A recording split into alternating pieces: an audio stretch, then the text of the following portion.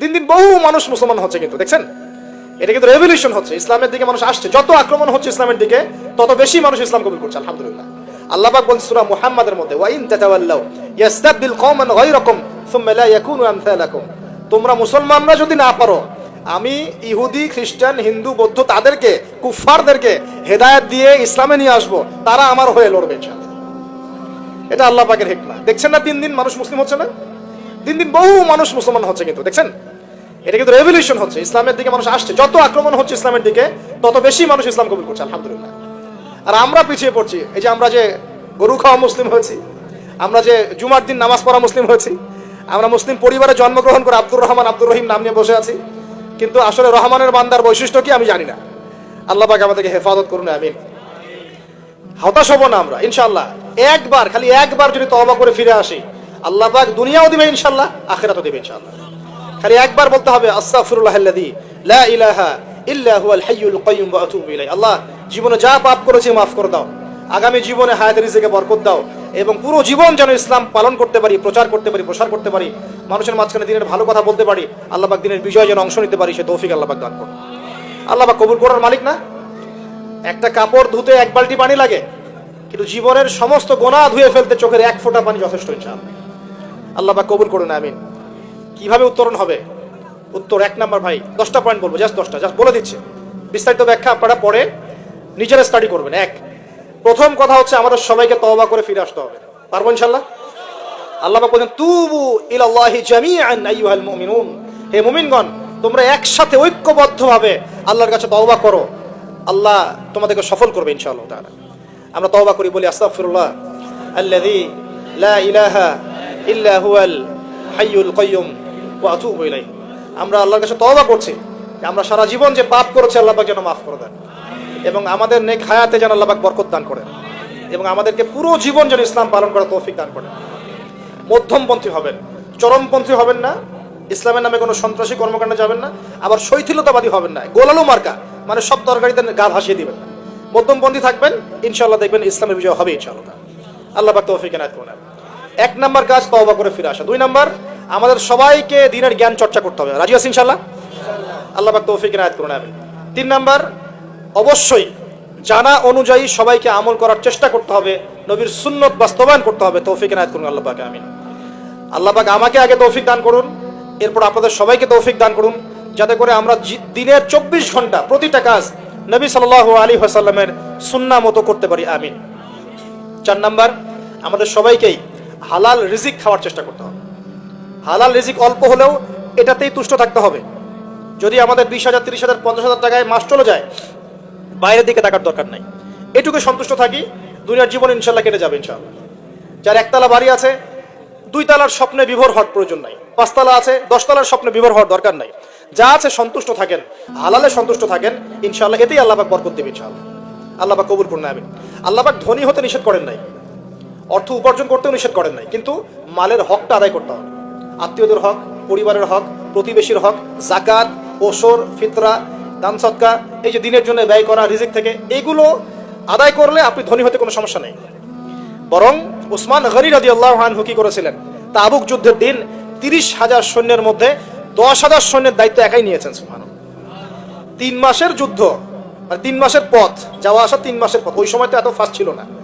3 মাসের যাওয়া আসার রাস্তা, 30,000 সৈন্য, 1/3 খাওয়া পরা অস্ত্র শস্ত্র সব দায়িত্ব নিয়েছেন একজন ব্যক্তি, উসমান রাদিয়াল্লাহু আনহু। তাহলে কত বড় ধনী ছিলেন চিন্তা করে দেখি একটু। কিভাবে ধনী হয়েছেন? সুদ খেয়েছিলেন না ব্যবসা করেছেন? এই দেখেন, ইয়ামহাকুল্লাহু রিবা ওয়া ইউরবিস সাদাকাত। আল্লাহ পাক সদকায়ে বরকত দেন, রিবাকে ধ্বংস করে দেন। আর যারা সুদখোর তারা বলে ইন্নামাল বাইউ মিসলু রিবা, সুদ আর ব্যবসা একই জিনিস তারা বলে। আল্লাহ পাক বলছেন ওয়া আহাল্লাল্লাহুল বাই'a ওয়া হাররামা রিবা। আল্লাহ পাক সুদকে হারাম করেছেন, ব্যবসাকে কি করেছেন? হালাল। উসমান রাদিয়াল্লাহু আনহু ব্যবসায়ী ছিলেন, ব্যবসা করে দেখেন কি করেছেন, আলহামদুলিল্লাহ। দুর্ভাগ্য, এটা দুঃখজনক যে নিজের টাকা খরচ করে রুমা কূপ করে দিয়েছেন, সেই কূপ থেকে মানুষ তাকে শেষ বয়সে পানি পান করতে দেয় নাই, জানেন? এই হলো ইসলামের ইতিহাস। প্রিয় ভাইরা, হালাল খাওয়ার চেষ্টা করি, আল্লাহ পাক তৌফিক এনায়েত করুন, আমিন। 4 নাম্বার, 5 নাম্বার হচ্ছে আমাদের পরিবারটা গড়তে হবে আদর্শ পরিবার। আমাদের পরিবারের মধ্যে বেইসলামী কোনো কিছু স্থান দেওয়া যাবে না। দেশ রাষ্ট্র বিশ্ব কই যায় যাক, নিজের পরিবার আগে। আমার ছেলে কি করছে, মেয়ে কি করছে, স্ত্রী পর্দা করে কিনা, বাসায় তালিম আছে কিনা, বাসায় সবাই নামাজে কিনা, এই বিষয়গুলো খেয়াল রাখতে হবে। একদম গা ভাসিয়ে দিবেন না, ছেলেকে স্মার্টফোন দিয়েছেন ব্যাস ছেলে বড় হয়ে গেছে, মেয়েকে বাইরে বের করে দিয়েছেন, কোথায় যাচ্ছে কি করছে খোঁজ নিচ্ছেন না, এগুলো খারাপ। অ্যাক্সিডেন্ট হয়ে যাবে, পরে আফসোস করে পস্তায় লাভ হবে না। আল্লাহ পাক বোঝার তৌফিক দেন। স্ত্রীকে নসিহত করবেন, বাসায় তালিম, আপনি বাসার কর্তা, বাসায় হাদিসের বই নিয়ে আপনি পড়তে বসবেন, স্ত্রীকে নিয়ে বসবেন, মেয়েকে নিয়ে বসবেন, ছেলেকে নিয়ে বসবেন, বসে আপনি হাদিসের বই পড়বেন, তারা শুনবে, আপনি কোরআন পড়বেন, তারা শুনবে। পারিবারিক তালিম চালু করতে হবে, আল্লাহ পাক তৌফিক দান করবেন। তারপরে আরো যে কাজগুলো সেটা হলো আমাদের সবাইকেই কমপক্ষে পার্ট টাইম দাওয়াতি কাজ করতে হবে। ফুল টাইম না হোক, কমপক্ষে পার্ট টাইম সবাইকে দাওয়াতি কাজ করতে হবে। রাজি আছেন ইনশাআল্লাহ? দাওয়াতি কাজ করতে গেলে দুইটা সুন্নত, এক সৎ কাজে আদর্শ করতে হবে, অসৎ কাজে নিষেধ করতে হবে। শুধু সৎ কাজে আদেশ করলাম, অসৎ কাজে নিষেধ করলাম না, এই দাওয়াতে খুব একটা ফল হবে না। এই দাওয়াতে কি হবে, দুনিয়ার জীবনে কোনো বালা মুসিবত আসবে না।